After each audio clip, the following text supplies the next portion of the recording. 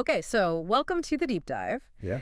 Today we're going to be looking at those hands-off protests that happened on Saturday. Yeah, they were pretty widespread, it seems like. Yeah, it seemed like a pretty significant event or series of events, I guess. Yeah, it wasn't just like one thing, right? It was all over It was all over the place. the U.S. and Yeah, even parts of Canada and Europe. Yeah, a lot of people are trying to figure out like what was the main kind of thrust behind it. Yeah, what was driving all those people to the streets, right? Yeah, so we've got a lot of stuff for you today. Yeah, we dug through a bunch of All those YouTube transcripts. yeah, we got the New York Post live stream Oh, yeah? of the D.C. rally. We got some good analysis from the Bulwark. Mm-hmm. Park Rose Permaculture had some interesting stuff too. Yeah, more of a boots on the ground perspective. Yeah, exactly. Right. That's interesting. And then France 24 English and First Post. Yeah, to get a little bit more of that international. Yeah, more global perspective on it all. Yeah. So, yeah, I think we're going to try to figure out, like, what was the main reason people were out there. Yeah. And, I think one thing that's really interesting is, like, how differently this whole thing's being covered. Right. Depending on where you look. Yeah, it's like a completely different event sometimes. Totally. Welcome to Portside Politics. We are here to give you politics from our perspective. And I'm just going to tell you up front, our perspective leans a little to the left. So, yeah, so just to kind of paint a picture for people. Yeah. What did these rallies actually look like? Was it like one big march on Washington or something? No, not at all. Or was it a lot more spread out? It was definitely much more decentralized. Okay. The organizers were estimating something like 600,000 people Wow. in total across something like 1,300 different rallies That's crazy. all over the country. Yeah. Just in the U.S. Just in the U.S. That's wild. Yeah. And the Bulwark was pointing this out. Like, they were talking about, Yeah. there were big numbers in like all sorts of different places. Right. Like Atlanta, there was something like 20,000 people, according to the Atlanta police. Huntsville, Alabama, there was like 4,000 people.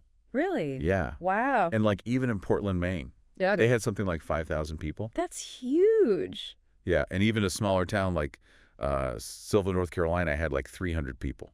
Oh, wow. So it was really like... So it wasn't just like the usual suspects? not at all. Like New York and L.A.? Yeah. It was everywhere. Yeah. And Park Rose Permaculture was talking about how Oregon alone had over 100 different events. Oh, wow. They were saying thousands of people were out there from like Astoria on the coast to Pendleton, which is inland, Yeah. to Gold Beach down south. It was like everywhere. Yeah. And France 24 English was pointing out that it wasn't just like one issue either. Right. It was like all sorts of different concerns that were bringing people But together. they were like a bunch of different things, all kind of Yeah, it was like a convergence. converging. Yeah. Exactly. Okay, so let's dive into those different anxieties and concerns then. Yeah. What were the main things that were motivating people to take part in these protests? Okay, so one of the really big things that came up over and over again was this idea that like democracy is under threat. Right. And that we're moving towards some kind of authoritarianism. Yeah. You'd hear people talking about... like a corrupt regime. Yeah, like a corrupt regime. And they'd even say that the president wants to be a dictator. Right. That was something that Representative Ilhan Omar actually said at the D.C. rally. Right. And both First Post and the New York Post picked up on that. That was a really big theme I remember from the New York Post's coverage. Yeah. They also talked to Paige Hatterjee. Oh, yeah. She's from that group, Free DC. Right. She was talking about the dangers of concentrating too much power in one place. Right. And how the Constitution's being weakened. Yeah. And people are being silenced. Yeah, and it really wasn't just like abstract political theory, Right. People were genuinely scared about these things. It sounded like it. And these fears were definitely tied into some very real economic anxieties, too. Mm-hmm. There was a lot of anger about the proposed budget cuts. Right, because that could impact all those important social programs. Exactly, like Social Security, Medicaid, Medicare. Public schools, childcare. Yeah, all of that stuff, and even veterans' benefits. Right. I remember Paula Davis from the American Federation of Government Employees, AFGE. Right. She was really speaking out against those cuts in the New York Post interview. Yeah, she was really passionate about it. Yeah, she was really worried about how those cuts would actually impact people's lives. Yeah, exactly. And it wasn't just potential future cuts either, right? No, that's right. There was also a lot of concern about people losing their jobs. Yeah, like federal workers and contractors. Right. They were worried about that, and Paula Davis brought that up too. Yeah. And France 24 English mentioned it as well. Yeah. But there were bigger economic issues at play, too. Right. Like some protesters and some of the representatives that the New York Post talked to, Yeah. like Don Beyer and Eric Swalwell, they were talking about the possibility of a Trump slump. Oh, right. And they were worried about the stock market crashing. Mm-hmm. And they were saying that the tariffs are bad for the economy. Yeah. And Paula Davis also talked about how people were against privatizing public services. Right. So it's like people were worried about both the big picture, like the overall health of the economy, and their own personal finances. Exactly. Both levels. Right. Okay, so what about rights and freedoms? Yeah, that was a big one, too. That seemed to be a big part of it. Yeah, a lot of people were out there to defend their rights and freedoms. Right. Like free speech and the right to protest. Right. Paige Hatterjee talked about that, and so did a lot of other people. Mm-hmm. And the New York Post talked to an ACLU representative named Anu Joshi. Okay. And she talked about it, too. Right. It seemed like people were really feeling like they needed to stand up for those basic freedoms. Yeah, for sure. Right. And there was a lot of concern about how immigrants and international students are being treated. Yeah. Both speakers at the rally and the ACLU representative mentioned that, and so did France 24 English. Yeah. They even mentioned some specific cases like Kilar Guerrero Garcia and Roma Oscar.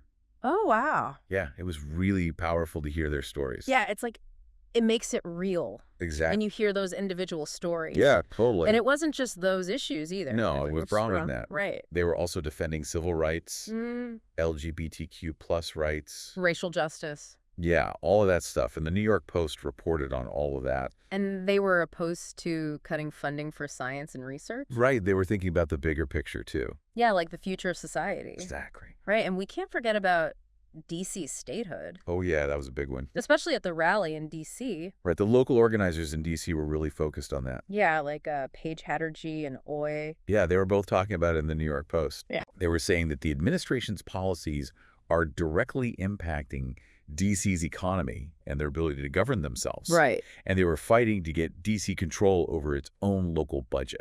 Right. It's so interesting how all these different issues are kind of tied together. Yeah, they're all connected. Yeah, and the New York Post gave us some really interesting glimpses into specific moments and individual voices at the D.C. rally. Yeah. Were there any that really stood out to you? Oh, yeah, definitely. Okay. Like that a cappella group, Xangrais, that opened the rally. Oh, yeah. They were really good, and their message was really powerful. Yeah, about social justice. Yeah. And then Paige Hatterjee, when she told D.C. residents to rise up and be an example of resistance. Yeah, that was a good one. That was early on in the rally, and it really set the tone. Yeah.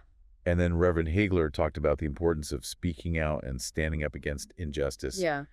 And Paula Davis from AFGE, she was really good, too. She was really strong. Yeah, she was talking about the challenges that federal workers are facing. Right.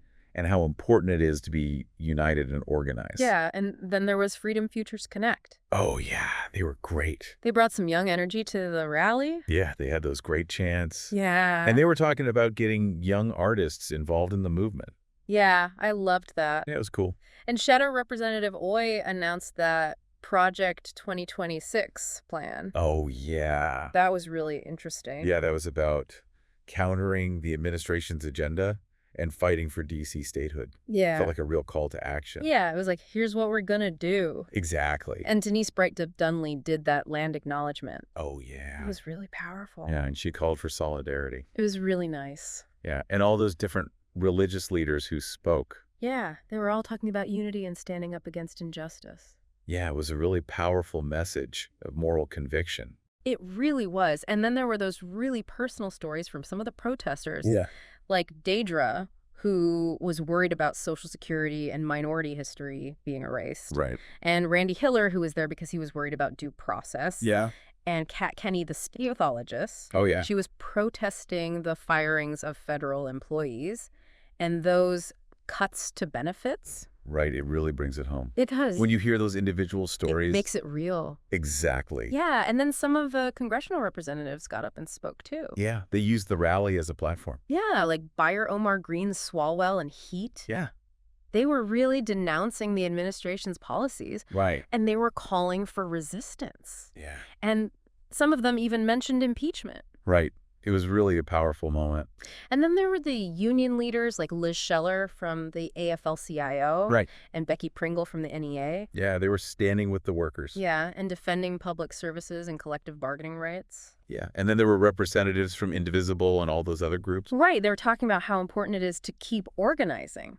Yeah, and to take action at the local level. Yeah, it was really inspiring. Yeah, totally. So the organizers themselves, how were they interpreting all of this? Yeah. The Bulwark was saying that they were seeing it as a sign that the opposition is alive and well. Okay. Like, they're back. Yeah. You know, they were saying that it's like they've re-entered the chat. Re-entered the chat. Yeah, exactly. Oh. And they were saying that these rallies were important for building what they called muscle memory. Okay.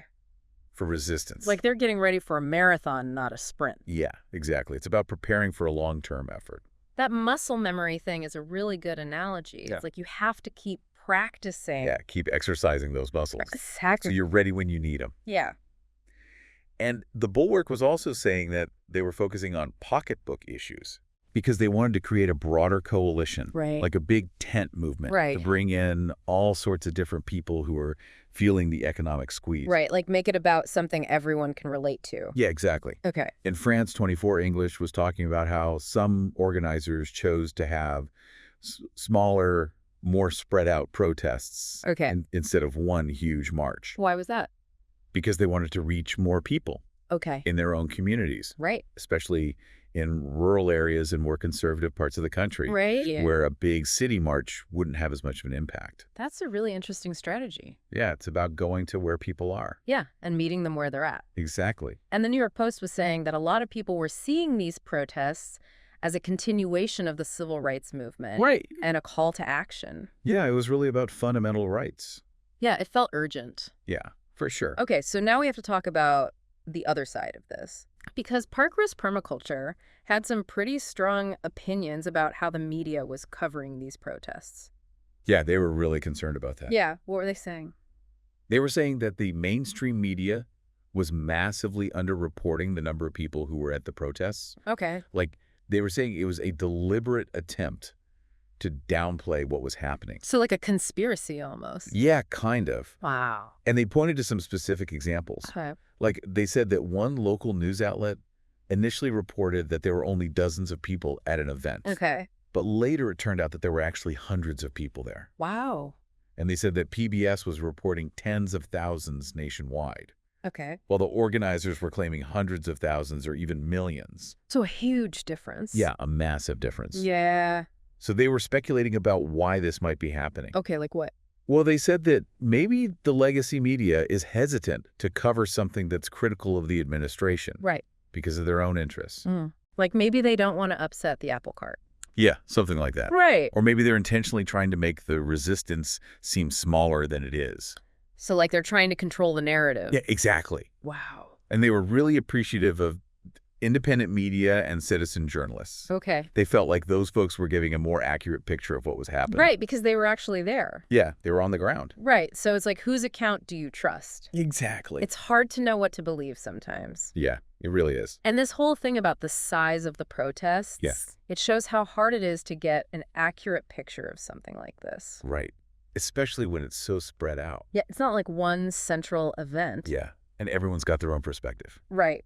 Okay, so let's wrap things up. Okay. Can you give us a quick summary of the key takeaways from these hands-off protests? Yeah, so basically these protests show that there's a lot of opposition to the current administration and Elon Musk. And it's not just in one place. It's all over the country. Even in places you wouldn't expect. Right. And it's not just about one issue either. It's about all sorts of different things. Right. Like concerns about democracy and the economy and basic rights and freedoms. Right. And the fact that there were so many rallies, even in smaller, more conservative areas, suggests that there's a lot of discontent out there. Right. And even though the organizers were saying that there were huge numbers of people at these rallies, there were some questions about whether those numbers were accurate. Right. Park Rose Permaculture was particularly skeptical. Yeah. And they thought the mainstream media might be downplaying the size of the protests? Right.